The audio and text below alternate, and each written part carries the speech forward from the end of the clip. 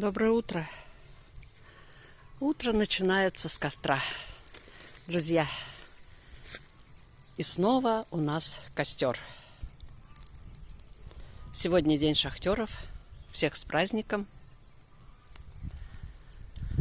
С великим шахтерским праздником. Ну, а мы работаем.